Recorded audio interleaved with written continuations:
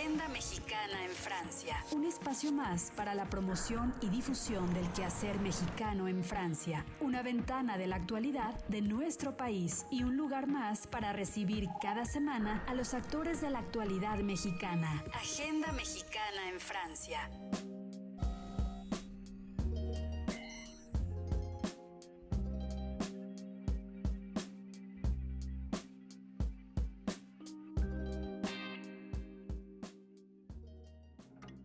Esta es mi primera experiencia de un cargo bilateral y como titular de la embajada, pues ha sido todo un desafío personal porque he tenido que aprender una serie de cosas del trabajo diplomático y consular que no necesariamente conocía yo de manera directa, puesto que mis adscripciones anteriores, como señala, han sido en las misiones permanentes de México ante Naciones Unidas, en Ginebra y en Nueva York, en la OEA también en Washington, más los cargos que ocupaba en la Ciudad de México.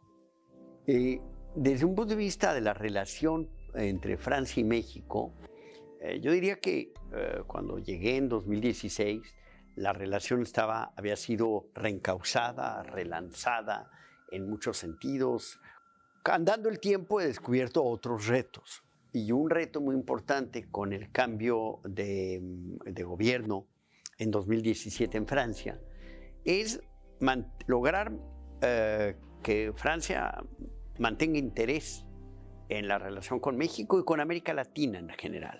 Yo creo que la relación, por lo menos con México, está fincada en una amistad antiquísima, profundísima, con un enorme capital de fascinación mutua y de valores compartidos.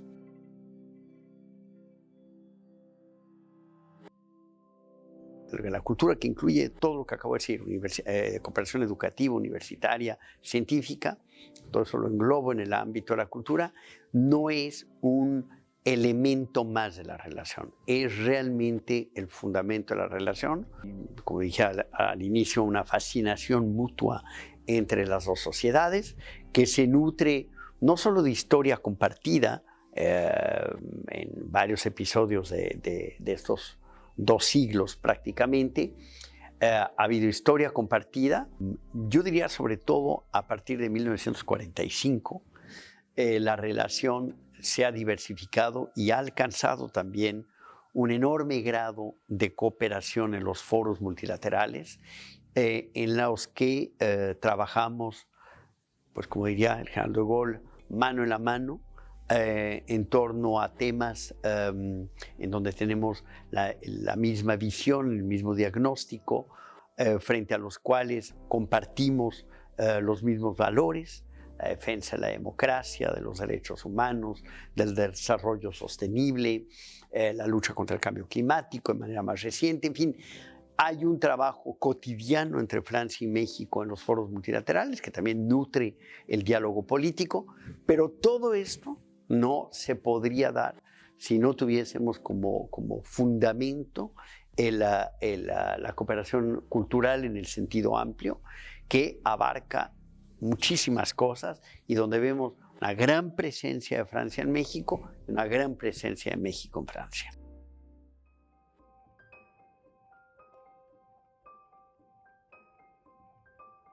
Bueno, el Quai Branly es hoy en día el museo más importante de Francia y probablemente uno de los más importantes de Europa, dedicado a las artes originarias o artes primeras.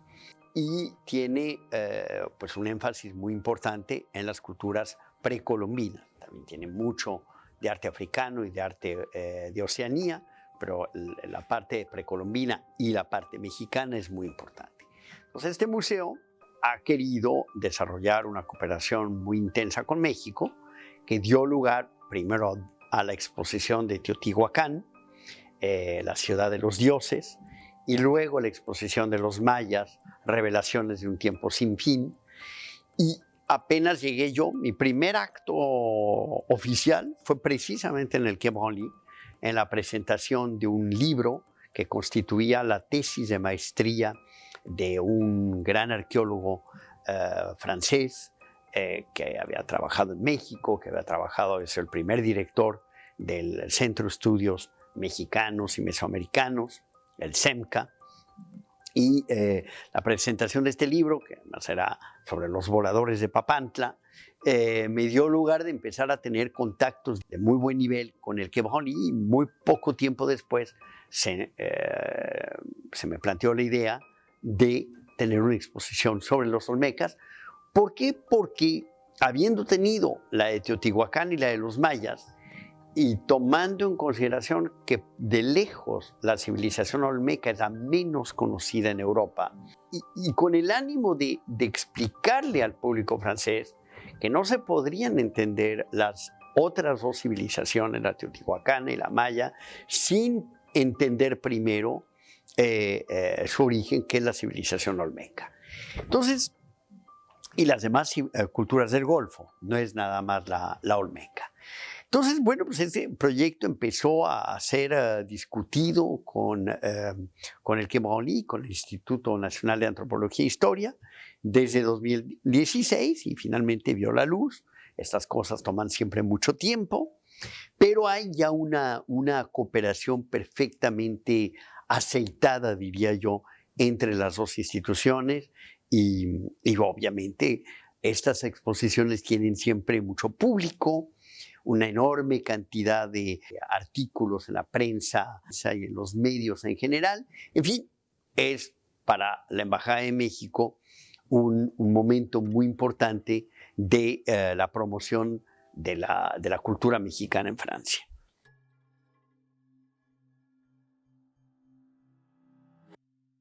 El número de estudiantes mexicanos ha crecido. Francia es ya el tercer destino de estudiantes mexicanos fuera de México.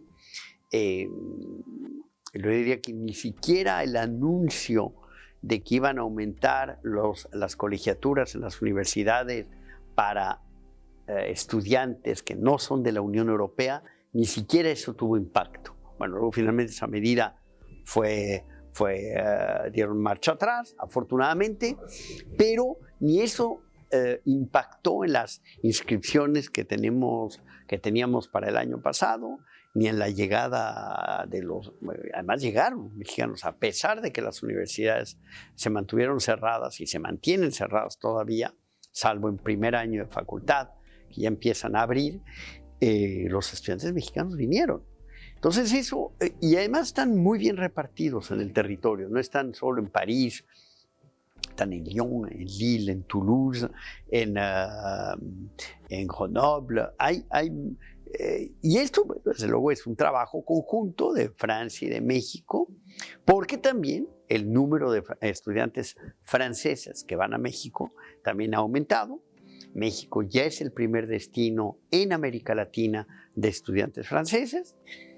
Pues por distintos motivos, los costos de educación en Francia son muy competitivos, son muy atractivos para un estudiante mexicano si se compara con los costos en Estados Unidos o incluso en el Reino Unido. Hay ya también muchas formaciones aquí que no se dispensan exclusivamente en francés, sino también en inglés. Por ejemplo, Sciences Po, que es una escuela muy solicitada por estudiantes mexicanos de ciencias políticas, de relaciones internacionales, de periodismo, de derecho también. Pues Sciences Po ya es una escuela donde prácticamente todo se imparte en inglés. Entonces, las escuelas de negocios también, que son muy buenas las francesas, han hecho que hay un flujo de estudiantes mucho mayor. También el hecho de que las universidades mexicanas hayan adoptado el modelo de poder pasar un semestre fuera, un intercambio, ni siquiera es más que un semestre, no es un posgrado, pero eso también se ha multiplicado, y las universidades francesas de acogida también para esos estudiantes internacionales diseñan programas principalmente en inglés.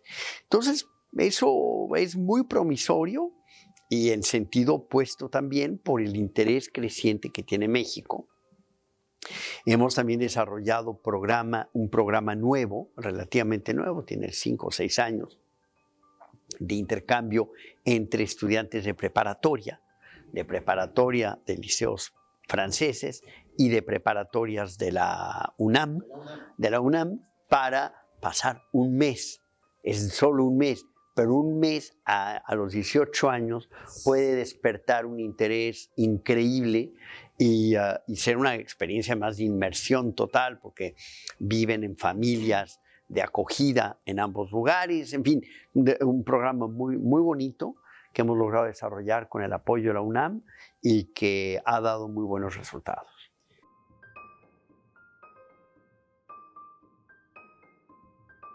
Como la de cualquier hijo de diplomático, porque mi padre era diplomático, pues con toda la parte extraordinariamente enriquecedora que supone el estar cambiando de país, es sumamente enriquecedor. La parte difícil es siempre la necesidad de dejar a los amigos, de adaptarse a un nuevo sitio en todos sentidos.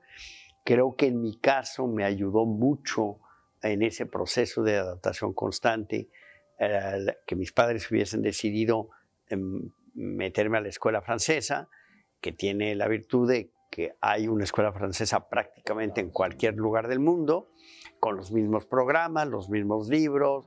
Me cambiaba yo, siempre nos cambiaban a mitad de año escolar y no había mayor problema.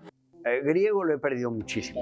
Llegué a hablar algo bastante griego moderno. Italiano lo hablo así, de manera, creo que bien. No creo que lo escriba tan bien como lo hablo, pero bueno, viví 5 años en Italia y eso pues evidentemente me marcó y me permitió aprender el idioma. Y el inglés me tardé un poquito más, porque como los franceses no son buenos para enseñar lenguas, me tardé un poquito más con el inglés y, por ejemplo, Rosario Green siempre me decía, tú hablas inglés con acento francés. Y tenía razón Rosario.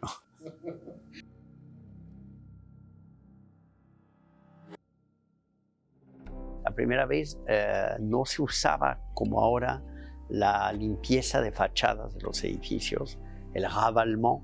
Yo conocí Notre Dame negra, gris-negro. Toda esta limpieza de los edificios públicos y que fue muy importante para el bicentenario de la Revolución Francesa, que embelleció realmente la ciudad, se volvieron a adorar las cúpulas, como la cúpula de los inválidos, todo eso. Bueno, pues sí, creo que algo que ha mejorado muchísimo y se debe a la gestión de Chirac, cuando Chirac era alcalde de la ciudad, es la belleza de los parques, el cuidado de los parques y los jardines. Eso se debe mucho, me acuerdo muy bien, a Chirac. Pero bueno, la ciudad es una ciudad que está a la vanguardia de todo. Es una ciudad innovadora. Tengo una gran admiración por el trabajo que hace la alcaldesa Anne Hidalgo en innovación, el lugar que le está dando al peatón, a la bicicleta. En fin, me parece que es una ciudad que está en permanente adaptación, cambio, innovación. Algo que a mí me fascinaba desde que vivía yo aquí la primera vez es las Paris Plage, cómo adaptan la ciudad para quienes no pueden salir de vacaciones en agosto, pues aún así la ciudad pueda ofrecer espacios de esparcimiento, de relajación, de pasarlo bien como si estuviese uno en la Costa Azul, ¿no? O lo más cercano posible a la Costa Azul.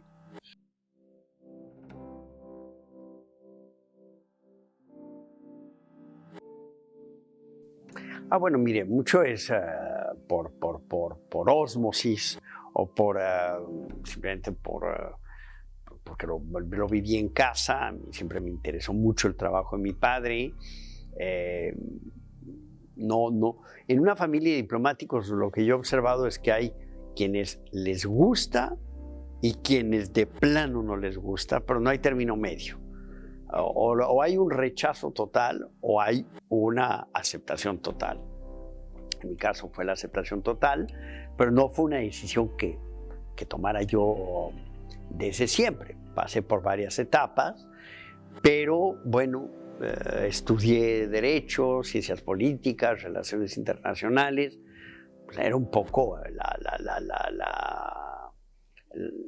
camino normal, ¿no?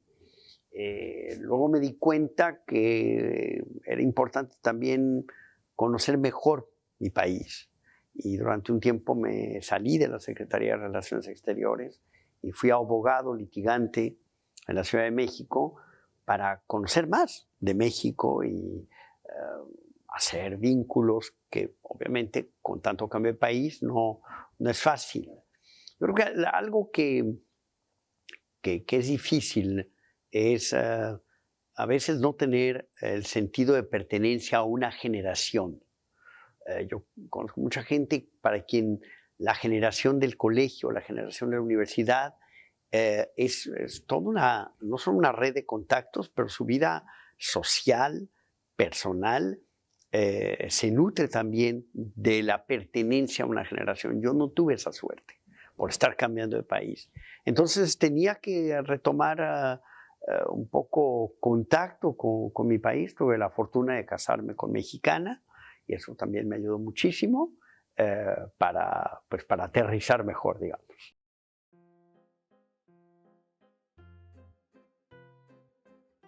Yo tengo una auténtica fascinación por la lengua, independientemente de todo lo demás, de la belleza del país, de su riqueza cultural, del savoir-vivre francés. Pero mi auténtica fascinación es por la lengua. Considero que es una lengua bellísima, que expresa como pocas l'art de la nuance, el matiz, que es musical, es una lengua muy musical, que es muy bonita al oído. No hay muchos idiomas que tengan esa música como el francés. Lo tiene el italiano, lo tiene el español. No sé si el inglés se puede decir que es... No, es muy bello el inglés. El inglés bien hablado es un idioma precioso, pero no diría yo que es un idioma musical, como lo es el francés. Y bueno, pues tener la fortuna de hablarlo y escribirlo correctamente, pues me ha dado acceso, pues evidentemente, a la literatura, al cine. Pues leo mucho en francés, y no nada más por estar aquí, toda la vida he leído mucho en francés. Entonces, bueno, pues sí es una gran riqueza. Y además, pues siempre digo que como mexicanos, pues tenemos la cultura de Estados Unidos, la cultura anglosajona, muy presente en México, a veces demasiado presente, y que tener pues una mirada sobre otras culturas a mí me permite pues compensar. La enseñanza del español en Francia ha crecido de manera exponencial, ya desplazó al alemán. El español es el segundo idioma más enseñado en Francia después del inglés, pero inmediatamente después del inglés. Y lo ve con la cantidad de institutos Cervantes que hay en Francia.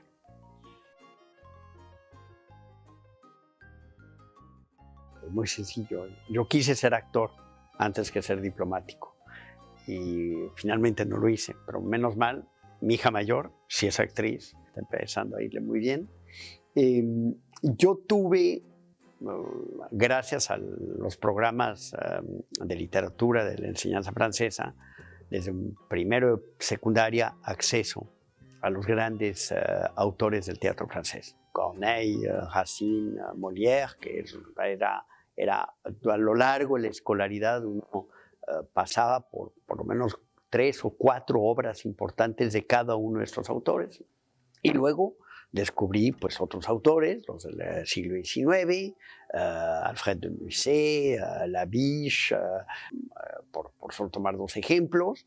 Y luego ya en el siglo XX pues, me interesó mucho el teatro de Ionesco, Henri de Monterland, Camus. Y bueno, pues me gusta mucho el teatro.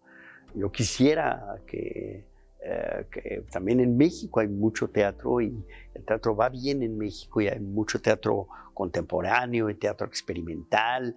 A mí me gustaría que en México se pusiera más en escena el teatro clásico, el teatro español del siglo de oro, poder ver también a García Lorca más seguido. Eso es más difícil, eso es más difícil. El Festival Cervantino en parte empezó así.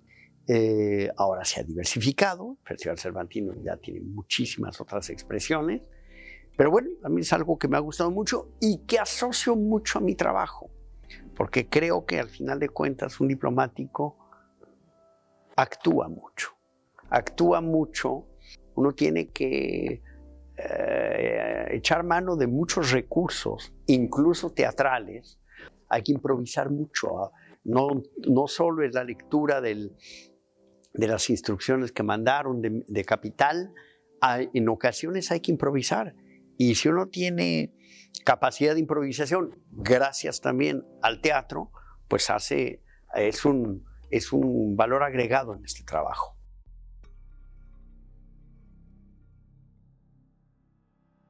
Simplemente quiero desearles el mejor de los éxitos en esta iniciativa que he emprendido. Enhorabuena, ya hace un año. Hace mucha falta este tipo de cosas. No, el público de ahora es un público no solo exigente, pero un público que atiende mucho lo que ocurre en el ciberespacio, en las redes sociales. Hay que saberse adaptar. Yo mismo soy un consumidor de podcasts que no era. El confinamiento del año pasado me llevó a los podcasts y ahora lo disfruto mucho.